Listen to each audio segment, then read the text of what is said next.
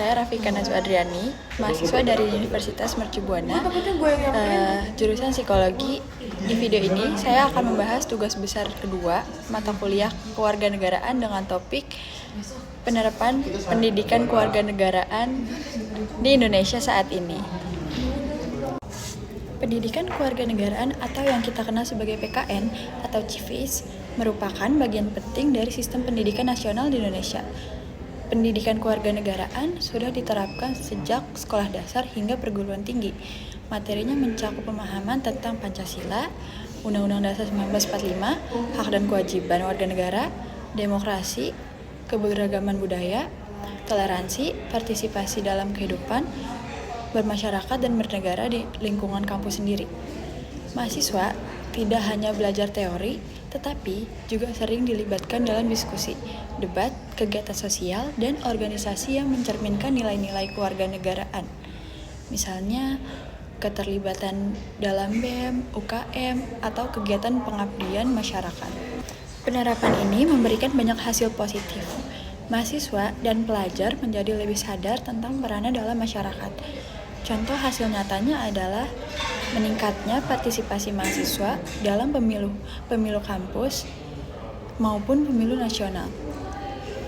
Lalu ada lebih aktif, menyalurkan isu-isu sosial, HAM, dan lingkungan. Lalu ada kesadaran terhadap pentingnya toleransi dan hidup dalam keberagaman. Lalu ada terbentuknya jiwa kepemimpinan, empati, dan kepedulian sosial tidak hanya di kampus. Banyak anak muda saat ini juga aktif membuat konten edukatif yang menyuarakan nilai-nilai kewarganegaraan di media sosial seperti TikTok, Instagram, dan YouTube. Walau sudah diterapkan secara luas, tentu saja ada beberapa kendala, beberapanya diantaranya materi kadang dianggap membosankan karena terlalu teoritis, minimnya praktik langsung atau kegiatan lapangan. Lalu ada kurangnya media pembelajaran interaktif, masih banyak mahasiswa yang kurang memahami pentingnya nilai-nilai kebangsaan. Lalu ada pengajar belum semuanya mampu menyampaikan materi dengan pendekatan yang kreatif. Akibatnya, banyak mahasiswa merasa mata kuliah ini hanya sebagai syarat lulus, bukan untuk dipahami dan diterapkan. Untuk mengatasi kendala tersebut, ada beberapa solusi yang bisa kita terapkan, yaitu mengembangkan metode pembelajaran berbasis proyek, lalu diskusi kasus nyata, dan kegiatan sosial, menggunakan teknologi seperti video, vlog, animasi, dan simulasi peran untuk menyampaikan materi.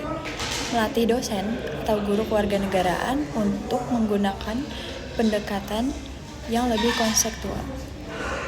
Lalu kita bisa mengaitkan materi dengan isu-isu aktual agar terasa relevan bagi mahasiswa. Memberikan ruang bagi mahasiswa untuk berpendapat dan berdiskusi secara terbuka. Dengan begitu, pendidikan kewarganegaraan bisa menjadi lebih menarik dan membentuk karakter mahasiswa secara nyata. Kesimpulan dari saya, pendidikan kewarganegaraan atau PKN memiliki peran penting dalam membentuk karakter dan jati diri bangsa, terutama dalam menanamkan nilai-nilai Pancasila, kesadaran hukum, hak asasi manusia, dan semangat nasionalisme pada peserta didik. Di Indonesia, saat ini penerapan PKN telah dilakukan secara formal dalam kurikulum pendidikan dasar hingga perguruan tinggi. Namun, penerapannya masih menghadapi tantangan seperti kurangnya penghayatan nilai, pendekatan pembelajaran yang terlalu teoritis, dan minimnya keteladanan dalam kehidupan sehari-hari. Media sosial, globalisasi, dan perubahan sosial budaya menuntut inovasi dalam metode pengajaran PKN agar tetap relevan dan mampu menanamkan nilai kebangsaan pada generasi muda. Generasi muda secara kontekstual dan aplikatif. Untuk mewujudkan warga negara yang cerdas, kritis, dan bertanggung jawab pendidikan kewarganegaraan harus lebih menekankan pada pembentukan sikap serta pembiasaan perilaku sesuai nilai-nilai Pancasila dan Undang-Undang Dasar 1945, bukan hanya pengetahuan kognitif semata. Selanjutnya ada saran dari saya, peningkatan kualitas pengajaran PKN diperlukan pelatihan dan pengembangan profesionalisme guru agar mampu mengintegrasikan nilai-nilai kewarganegaraan dalam kehidupan nyata serta menyampaikan materi dengan pendekatan yang lebih interaktif dan konselektual.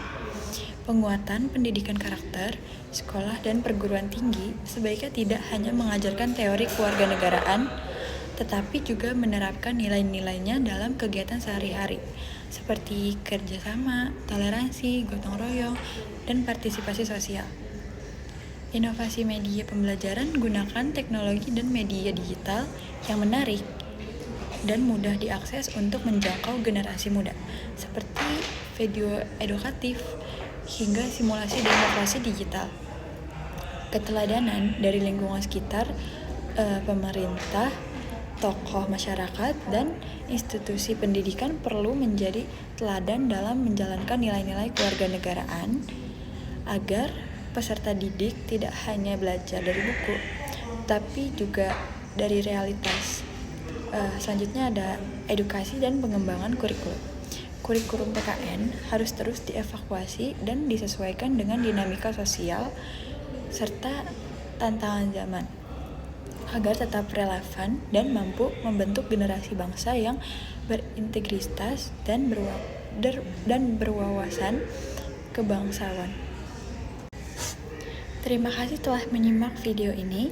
Semoga materi yang saya sampaikan dapat bermanfaat dan menjadi pengingat bahwa peran kita sebagai warga negara sangat penting untuk masa depan Indonesia. Saya Rafika Nazwardiani, pamit undur diri.